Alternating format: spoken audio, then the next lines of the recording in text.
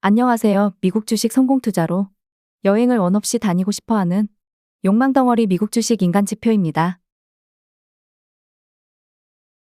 다행스럽게도 월요일에 추가 하락이 아닌 상승이 나오면서 많은 분들이 한숨 돌렸을 것 같습니다. 사실 저는 어제 추가적으로 차트 분석에 있어서 공부를 할 게 더 없을까 싶어서 유튜브 이런저런 영상들을 찾아보았습니다. 근데 솔직히 말씀드리면 미국 주식 유튜브 중에는 거시경제 매크로적인 얘기를 하는 분들을 제외하고 차트 분석도 사실 별로 없더라고요.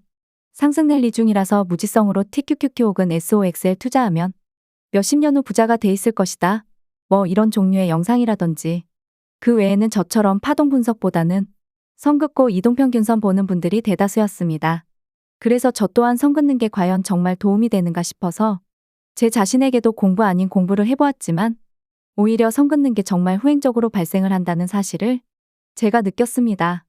그렇다고 해서 선 긋고 이동평균선으로 분석하는 분들이 틀렸다라는 얘기는 절대 아니라 제가 느끼기에는 저와 맞지 않다라는 겁니다. 자, 그러면 이번 영상에서는 선을 그어보면 어떻게 대처하는지 저와 함께 보시면서 설명을 들어가겠습니다. QQQ ETF 일봉에 선을 그었습니다. 사실 지금은 이미 8월 이후로 시간이 너무 흘렀기 때문에 이 선들이 저는 의미가 없다고 봅니다. 이미 과거의 흐름에 따라서 선을 그어 놓았기 때문이죠. 그렇다면 8월부터 시작을 해야 합니다.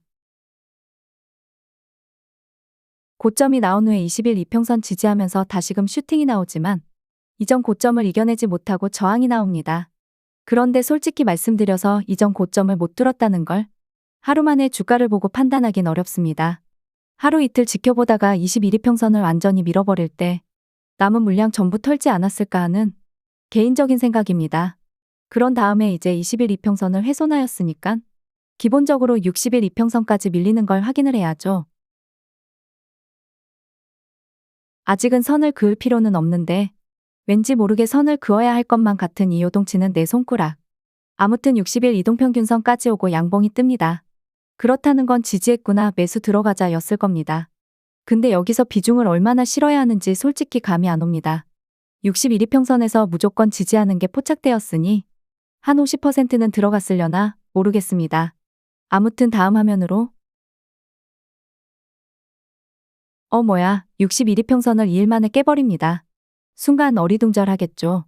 이렇게 된다면 기본적으로 다음 이평선이라고 할 수 있는 120일 이동평균선까지 열어두어야 하기 때문입니다. 그렇다면 매수한 금액을 손절해야 되나 엄청난 고민에 빠지게 됩니다. 하지만 주식은 120일 이동평균선까지 가지 않고 지지하면서 반등이 나옵니다. 그렇다면 드디어 선을 그을 수 있는 명분이 생겼습니다. 바닥 찍고 반등이 나오니까 선을 긋습니다. 20일 이동평균선에서 저항을 맞고 다시 내려오던지 뚫고 투더문 알지 기로에 서 있습니다. 그리고 위에 또 저항대를 선을 그어 놓습니다. 이러다가 줄자를 장만해야 될지도 모르겠습니다. 아무튼 선을 그은 위치에서 돌파를 했습니다. 이럴 때 보통 돌파매매라고 하더라고요. 저는 돌파매매 같은 걸 별로 좋아하진 않지만 통하는 경우도 많으니깐 돌파매매는 과연 성공했을까요? 돌파매매가 실패했습니다. 그리고 다시 위에다 선을 긋습니다. 여기서 이제 20일 이동평균선을 지지해주는지 보면서 손절이 나올 것 같습니다. 그리고 또 아래에 선을 그려봅니다. 선 긋는 거 은근 재밌더라고요. 60일 이동평균선에서 밀렸으니까 이제 다시 기다리던 120일 이동평균선에서 매매에 들어갔을 겁니다. 오케이, 120일 이평선. 넌 나를 실망시키지 않는구나. 내 공부가 헛되지 않았어. 그런데 위에서 또 선 그어 놓는 곳에서 저항에 맞습니다. 물론 이미 그쯤에서 매수했던 비중의 대다수를 정리했을 겁니다. 그래도 혹시 모르니 반 이상은 남겨두었겠죠. 여기서 다음 고민은 뭘까요? 21 이동평균선을 지지해주느냐를 보면서 추가 매수를 할 것인지 고민을 할 겁니다. 혹은 20일 이평선을 순간적으로 이탈하면 매수했던 비중을 모두 털어버렸을지도 모르죠. 근데 다음 매수할 이평선을 어디서 지정해야 되는지 멘붕이 오기 시작합니다. 그럴 때는 역시 선 긋고 보는 재미가 있습니다. 여기까지 이 영상을 보신 분들은 선 긋는 분석에 감이 오시나요? 사실 저는 너무 후행성으로 반응을 하니깐 제 개인적인 생각은 별로라고 보고 있습니다. 물론 이게 무조건 틀리다라는 건 아닙니다. 선이 그어지는 것도 결국엔 이동평균선 값과 비슷비슷한 위치가 되기 때문입니다. 근데 문제는 선을 긋는 방법이 기준이 생기지 않고 여길 훼손하면 다음 선 긋는 곳까지 대기, 여길 뚫으면 다음 또 선 그어서 대기. 선 긋는 거 난 너무 어렵다. 자, 이제 제 방식으로 설명을 하겠습니다.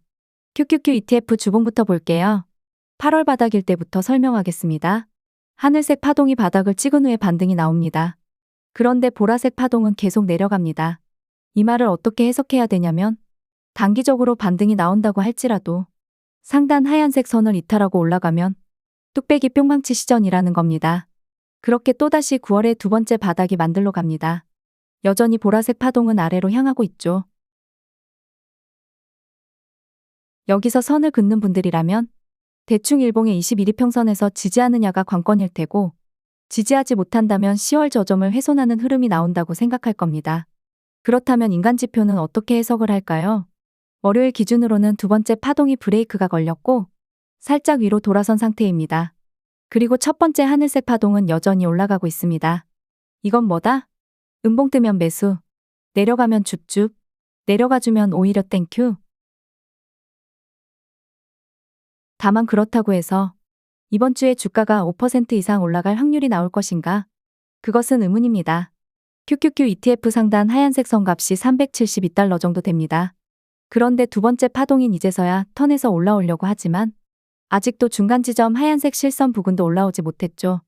결국 순간적으로 QQQ ETF 값이 372달러를 넘어가는 흐름이 나온다고 할지라도 일단은 뚝배기 맞고 잠시 쉬어갈 거라는 거죠. 하지만 이 쉬어감이 조정파가 아닌 잠시 흔들리는 수준이라는 겁니다. 그러니까 주봉 초반에 단기적으로 오버슈팅이 나오면 후반부로 갈수록 조정이 나올 테고 오히려 단기적인 슈팅이 금요일에 나온다면 이때는 비중 크게 줄이기보다는 다음 주 초반에 나올 파동 흐름이 상승할 가능성이 높으니까 다이렉트로 상승을 일단 더 두고 보자는 겁니다. 그래서 저번 주 금요일에 SOXL 주가가 크게 조정파만 나오지 않는다면 월요일에 23달러도 예측한 부분인데 보기 좋게 틀렸습니다.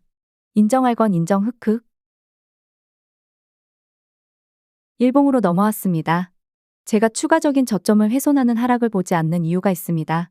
주봉에서도 두 번째 파동이 돌아섰기 때문에 보지 않기도 하지만 일봉에서는 세 번째 빨간색 파동이 상승 다이버전스가 나왔습니다. 이렇다는 건 추가적인 하락은 없을 거고 잠시 흔들려도 이제는 상승만을 바라보는 시간이 오고 있다고 알려줍니다. 하지만 첫 번째 하늘색 파동이 위로 턴에서 올라가는 시간을 줘야 하기 때문에 단기적으로 371달러를 뚫고 올라가기엔 조금 힘이 들 겁니다. 그래서 화요일 혹은 수요일쯤에 살짝 하락이 오더라도 크게 쫄 필요는 없어 보입니다. 현금 비중 많다면 양전할 때보다는 주가가 그날 마이너스를 기록할 때 추가 매수하는 건 나쁘지 않습니다. 제가 여기서 상승을 바라본다고 하더라도 항상 현금은 늘 들고 계세요. 주식은 생물이니까 100% 맞출 순 없습니다. SOXX ETF 일봉으로 보면 나스닥과는 조금 다른 흐름입니다.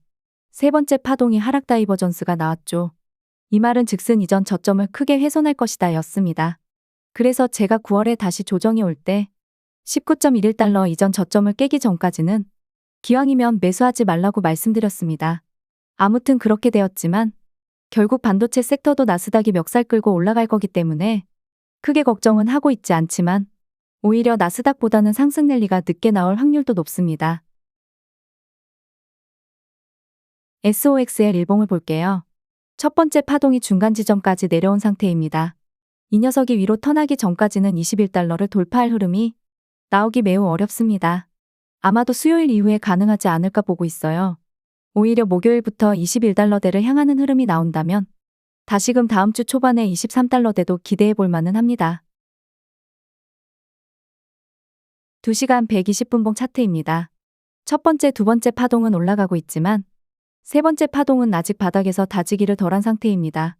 세 번째 파동이 바닥을 다지면서 추가적으로 순간 노란색 지지라인 19.20달러대를 깨더라도 쫄지 말고 현금 비중 있으시면 추가 매수하시면 되고요. 결국 세 번째 파동까지 위로 턴에서 올라갈 때가 20달러대를 뚫고 올라가는 흐름이 나올 것입니다. 그래서 제가 월요일 상승 흐름이 셀 때 20달러까지 올라오면 현금 비중 없으신 분들이라면 정리 좀 하시라고 한 이유입니다. 아무 이유 없이 20달러 오면 정리 좀 하세요 하는 게 아니라 세 번째 파동의 위치가 SOX의 상품이 단기적으로 20달러가 올 정도의 파동 위치가 아니었기 때문에 확률적으로 이건 오버슈팅이다. 오버슈팅이 오면 결국 또 정상적으로 돌아오는 게 주식이라고 생각하고 있습니다. 아무튼 화요일에 단기적으로 하락이 오더라도 너무 쫄지 마시고 꿀잠 주무시던지 19달러 정도에서 추가 매수를 하시던지 투자는 본인이 하는 거기에 잘 판단하시어 행복한 화요일 되셨음 합니다. 구독과 좋아요, 알람 설정은 무료입니다.